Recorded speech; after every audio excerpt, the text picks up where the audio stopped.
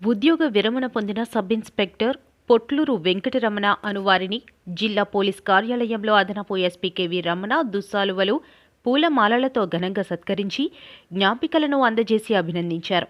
ఈ సందర్భంగా అదనపు ఎస్పీ మాట్లాడుతూ పోలీస్ శాఖలో సుమారుగా 40 సంవత్సరాల పాటు అంకిత భావంతో సేవలందించి విధి నిర్వహణలో నిజాయితీ, క్రమశిక్షణతో ప్రజల మన్ననలు పొందిన సబ్ ఇన్స్పెక్టర్ పొట్లూరు వెంకటరమణ ఉద్యోగ విరమణ పొందిన అధికారికి అభినందనీయులని తెలిపారు.